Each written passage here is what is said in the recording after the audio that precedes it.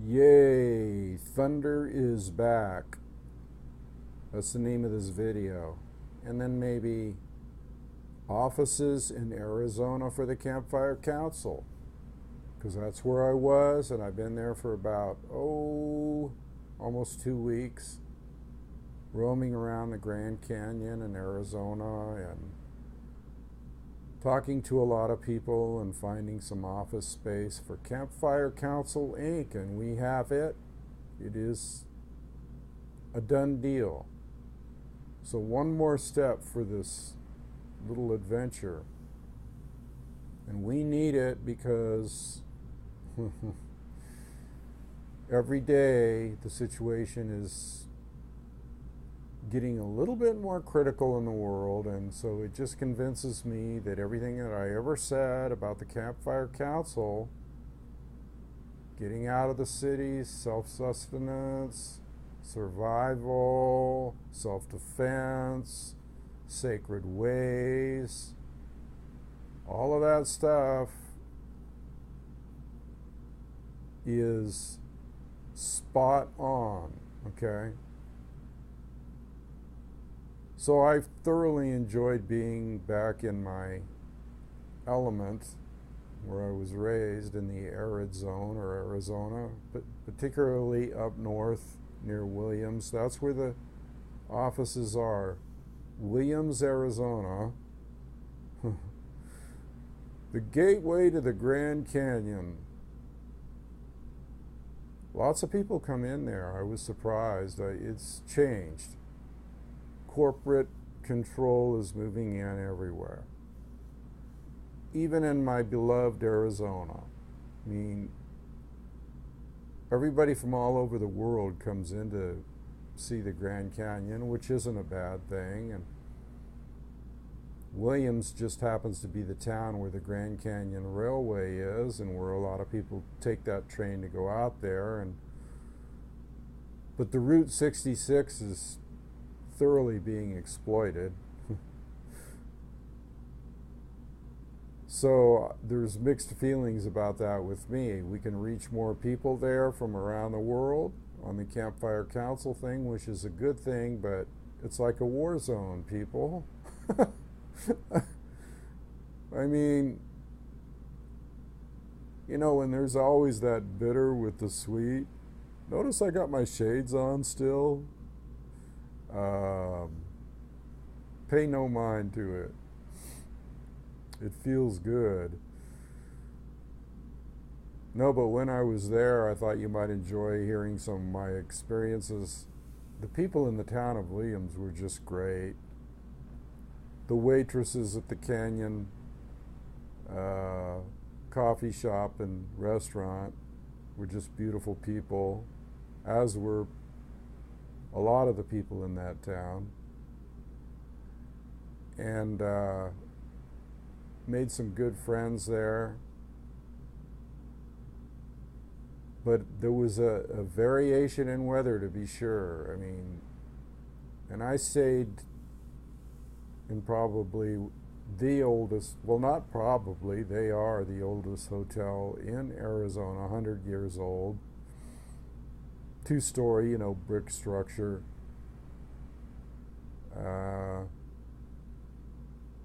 I don't know if I should give it's the old Grand Canyon Hotel, not the new one owned by the Grand Canyon Railway, which is a big corporation.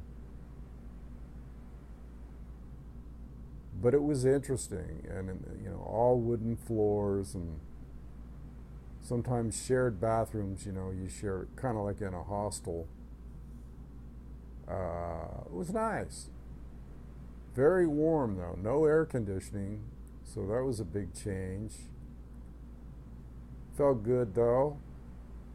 But then, I think on into my stay there was a huge windstorm, which is common in the desert. It's just been a while for me, but 70 knots is still over the top even in Arizona. It came out of nowhere, and I was walking around doing business in it. Trust me. You saw these newspaper machines, these heavy metal machines, boom, knocked over, signs flying everywhere. I mean, it was it's pretty gnarly. But that was fun too, even walking in the wind. I mean, I had my boonie hat on which has a strap underneath the chin, and that got blown off 3 times, so that tells you how bad the wind was. It was great. And I went over to the canyon and just got awe-inspired. I mean, if you've never been to the Grand Canyon, you should go now before it's too late.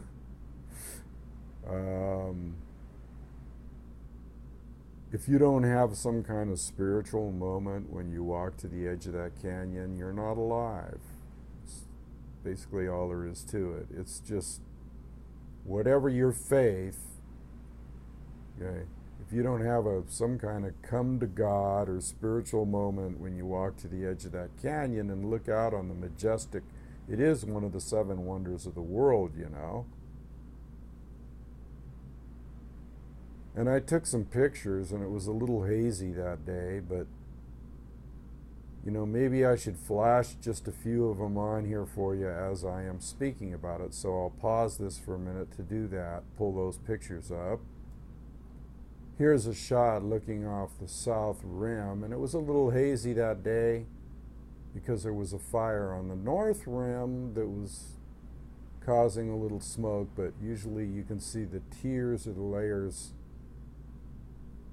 much clearer. Here's another view, and this is Ship Rock right here. It looks like a ship, and again, this is from the south rim, and the fire was over here. You see the colors in here, but on a clear day, this is just, I mean, it's awe-inspiring anyway, but the colors really stand out. So I'm just showing you the day that I was there, the pictures that I took. Here's a shot of the river. See, I'm pointing out here how it cut through the canyon. There's the edge of the canyon up there. So this is way down, looking way down. If you ever stepped off the end of this, they'd never see you again, or they would at some point. Just check it out for a while. Dig it. Okay, now this is a picture of the Hopi House, which is right on the edge of the canyon and right in front of the El Tovar Hotel. Just an incredible structure, and inside all kinds of artifacts, kachinas, handcrafted items made by the tribes themselves. Just a great little place. And again, the canyon's in the background over here. You can't see it. This might be one of the best shots that I took because it was a little more clear, but again, you can see the fire over there. But just an incredible, awe-inspiring, reverential moment. Okay?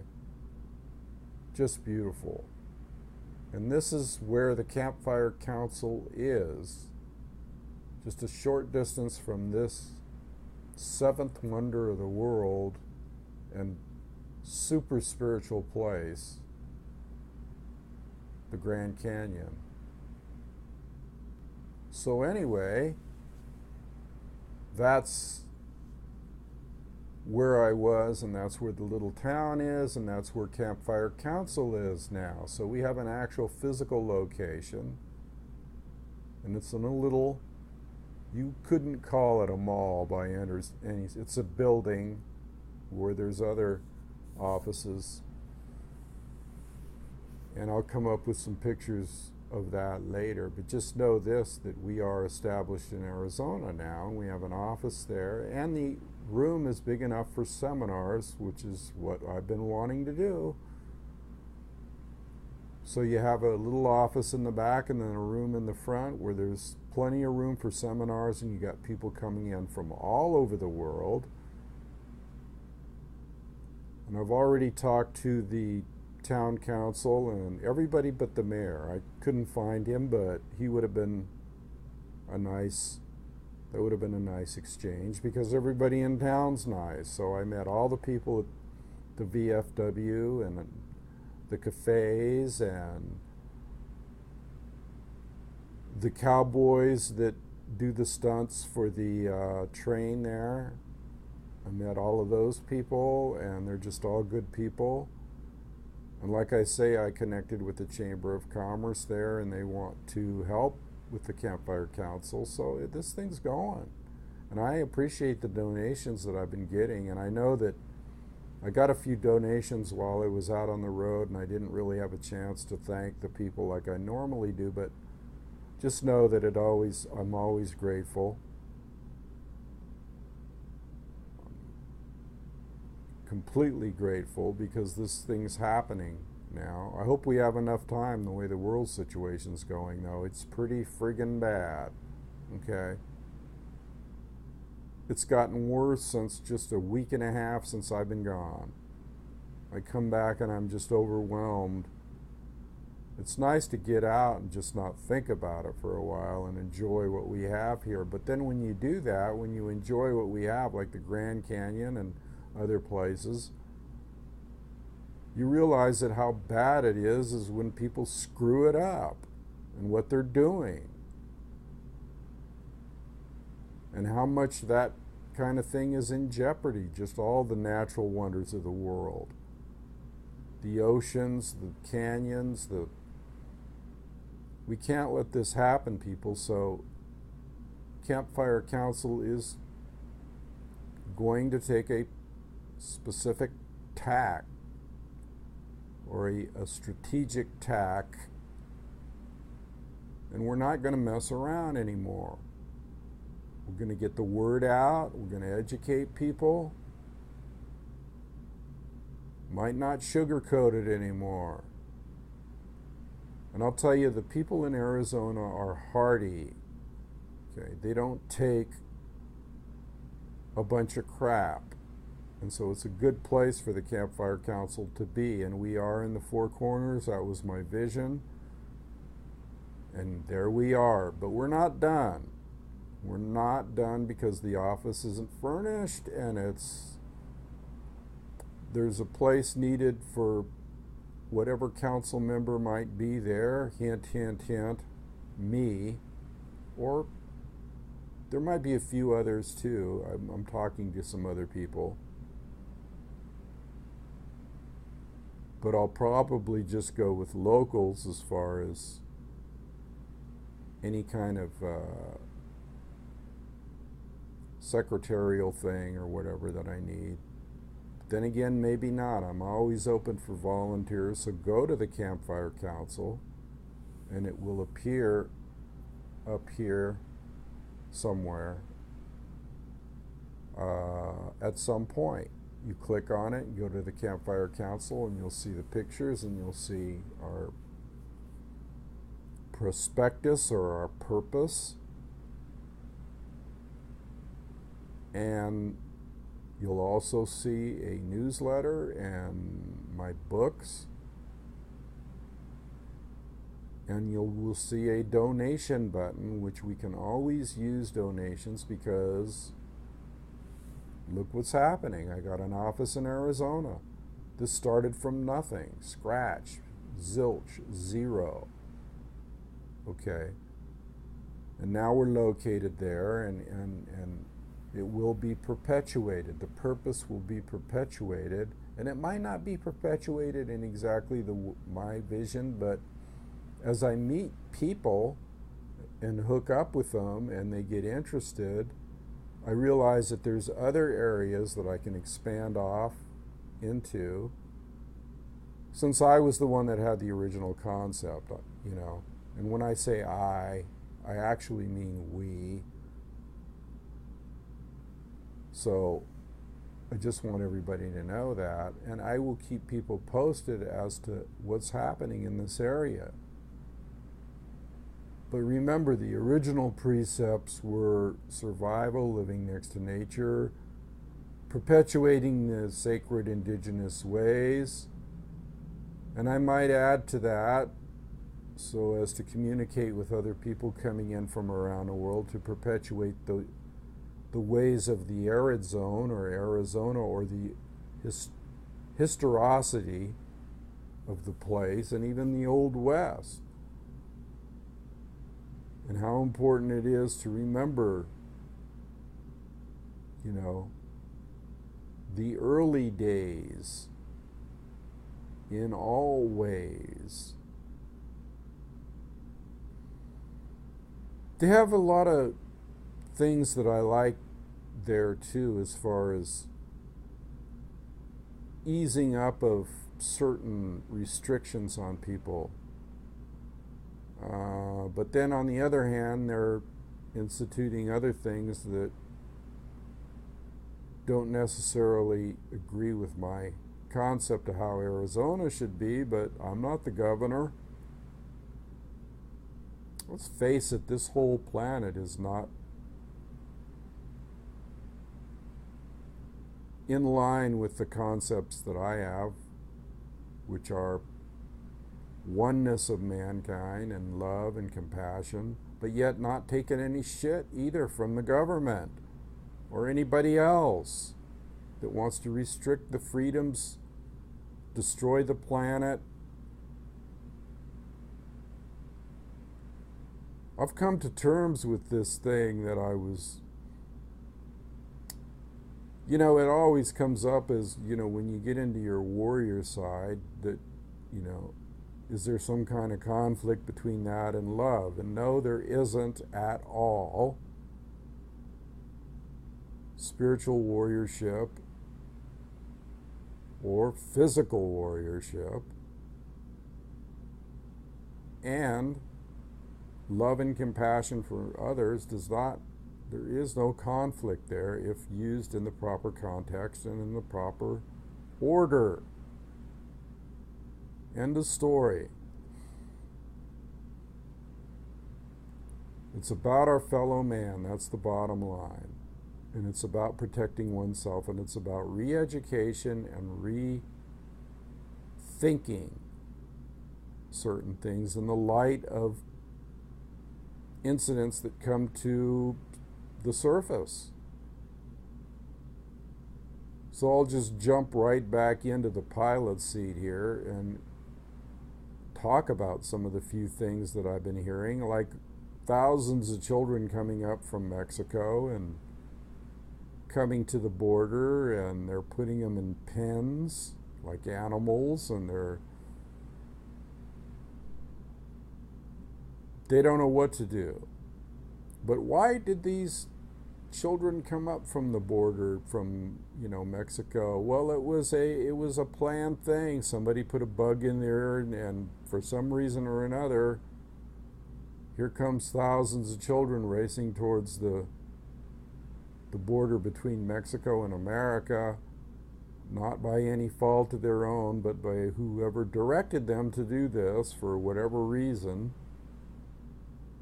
Maybe they got wind of things that they're going to be so bad even in America that down there it'll just be pure death out and out. It might be here. Who knows why they came up? It could be a distraction to keep our minds off what's going on with Iraq. Now we're back in Iraq. See, I told you. You people have to listen to me. It's not just about the Ukraine. Iraq might be to take your mind off Ukraine. Ukraine's heating up and Russia's moving back in towards the border. And the dollar's doing weird things. And so nothing's getting better. And I told you this. It's getting... I said it was at critical mass before. It's beyond critical mass. Let me tell you exactly what's going on with this thing in Iraq, because you think, well, I thought we were out of there. Well, when we went in there, we completely destabilized that country under false pretenses, and it's a mess now. There's no government. And then so the Syrian conflict, and many of you, if you don't follow the news, you probably don't know what the hell I'm talking about, but with the thing with Assad and the Syrians and 100,000 people dying over there, which I've talked about before, was all a big black op thing by, America. So they funded these so-called quote unquote freedom fighters, which turned out to be terrorists, and those are the ones that are going down into Iraq now, because they lost that battle, but they got all these guns to play with. So they're going to go down into Iraq now. So the USA and the West created a monster, and it's gone down into Iraq now, and now they don't know what to do. So they don't know whose side they're on, or what, or if, or what, or but, or how, or who. Man, did they mess things up. And then they also did the same thing in Ukraine, destabilizing it. Now, is this a big plan to, for some future takeover of, or, flip-flop of the monetary system? Because that's going down. If you can't see this stuff and they don't want you to see it, then it's a sorrowful condition you're in. Even the people that are coming into the Grand Canyon from all over the world, they don't have a clue. And most of them have lots of money. They're in the upper echelons. But there's a lot of nice people. But some of them do realize. It's amazing, really. You run into people that all they can say is, God help us all, because they believe in their God. You like my Kokopelli hat here? That's the Kokopelli, the hump-playing flute god. There, I got it out. And I play native flute, so that's my god, or one of them. No, he was the fertility god of the Hopi and the Anasazi and many other, but he also had, he's also looked at as the bringer of corn sometimes, because of the hump with seeds. But I heard another take on it that I kind of liked, is that he was also a traveler, right? Kokopelli, the flute, humpback flute playing medicine man. I'm still not straight from my trip, trust me. It was arduous in certain respects. So if I mess up on my words here or whatever, it's because I'm still recovering. But anyway, Kokopelli was the humpbacked playing flute god. And he's seen all over on rocks, all over from South America, all over the Americas. So it was a migratory thing with the Pueblo people. But the new take I heard on it is that he was such a traveler. I mean, he was a traveler, right? And so this new take that I heard I really liked is that when he went into the different towns, he would bring with him the wisdom that he learned from other places that he had already been. Like he might say, well, they learned how to plant corn this way over here, and bring them knowledge that they could use. Because a lot of people look at Kokopelli as kind of a mischief maker. Same could be said of me. And the same could be said about me being a traveler, and the same thing could be said about me. Maybe I'm Kokopelli reincarnated, who knows? But I love it anyway. I love talking about it. So I hope that all of you that have missed me, and that won't be too many probably, are relieved that I'm doing a video again. But I wanted to just tell you about the trip, so I'll call it Thunder's Back.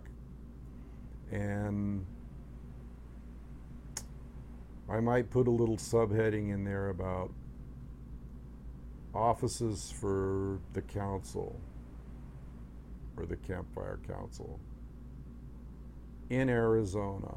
But see, that'll be a long title. I'll just put Thunder's Back, and then If you're watching this, you'll know.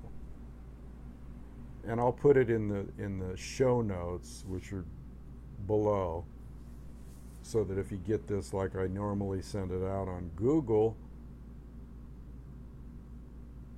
you'll understand what the video's about. Please share this video because it's about people that are interested in the Campfire Council.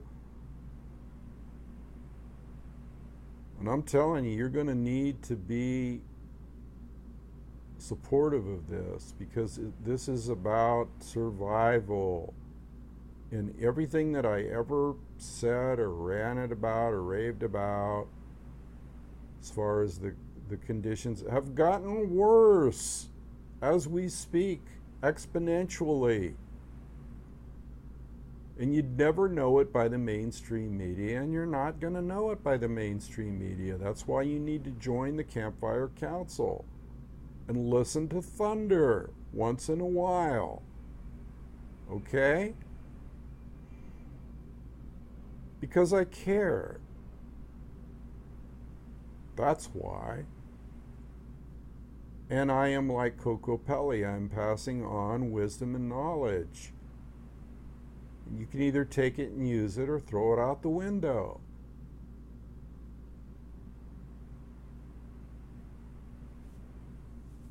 People often talk about, well, you know, when we reach critical mass, or when we're in World War III, or we are at critical mass, we are in World War III. You just can't see it if you don't have eyes or don't have ears.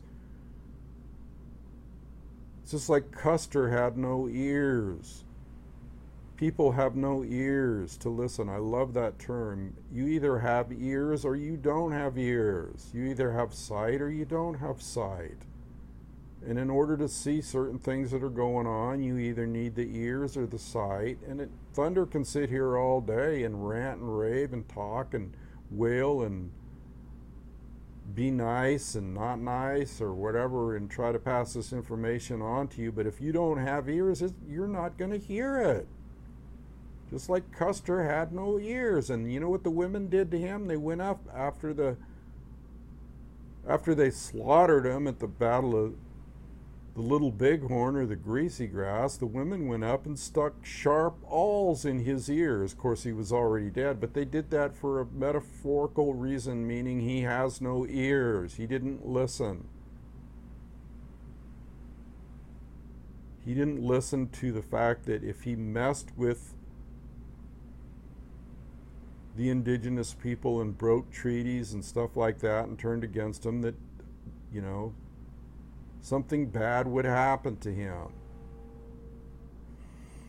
So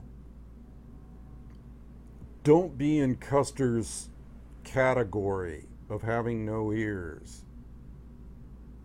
I ran into a few people on the train and along the way that had no ears. And then I ran into some people that definitely had ears. So there's people out there that are waking up. They're waking up, but there's a lot of people that are just brain dead. Sorry.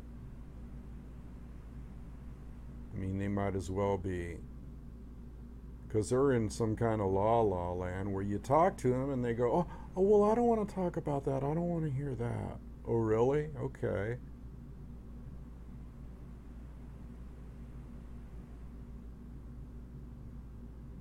Unbelievable. Unbelievable.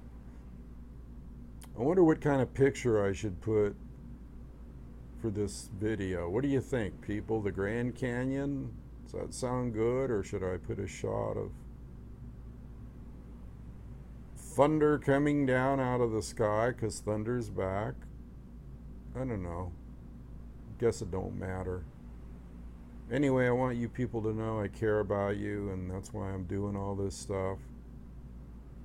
It's not easy, and it's not over. Like I say, we need donations. We could use volunteers. If you're really in that part of the country or want to contribute in some way to there's all kinds of opportunities if you get a hold of me through the Gmail on the site. There's all kinds of opportunities for people even to establish their homes there or contribute towards more land that we can get out there, because there is land there that we could establish a spiritual retreat. The office is in town, which isn't much of a town because it's, it's small, but there's land around there, okay? And that's the next step, and getting more space there. So let's keep those cards and letters coming with the little checks in them, or whatever way you know that you could help. And remember, this is for you. You can come there. There's a physical address there. You can come there and listen to a seminar, which will be happening soon. You can come there and say, hey, I want to live here and I want to be part of the community, and let's all get together and create even more things. Now see, I don't like it when the video does that, it freezes. I don't know why it does that. I'll have to have a talk with it. Anyway, I'm out of here. I love you guys. It's all about love. It's all about compassion, even for the ones that are brain dead or sleepwalking, or it's not their fault. Okay, if you read my book, Listen to the Wind, Speak from the Heart, it tells you why it's not their fault, and about belief systems. It's not their fault they're brainwashed. But at some point they will be rudely awakened. And even then we will have to help them in some way if we can. If they come beating on my door saying, help me, when the shit hits the fan, I will help them, okay? But I will not at the expense of the community that's been formed. It'll have to be, the council will have to decide at that time. And when I'm talking about council here, I'm talking about a real council of elders. Won't be a bunch of people that don't know what they're doing. We're going to have a council of elders, and we're going to follow the sacred ways, but we're going to protect the entity. And it will be up to the council of elders at that time as to what to do when people come streaking in out of nowhere going, I should have listened. Would be better to listen now, to donate now, to support now, and have that connection through the newsletter, which I've been lax in sending out, but it'll be out there. It's not like these newsletters you get 10 a day in the email. You might get one of mine once a month, but it's important. I say most of what I have to say through the videos anyway. Okay, so I made this one, I'm not about right at the 30-minute mark. You shouldn't be falling asleep yet. So I'll just say my heart is with you, and come check us out at the Campfire Council if you're just here, and share this video. Share it, it's important. Campfire Council is no longer just a concept, it's real. And we can help people, and we can help you, and you can help yourself by being kindred with us. Okay? So I'm out of here. Love to you all, peace unto you, and until next time, I'll keep you posted. All right? Later.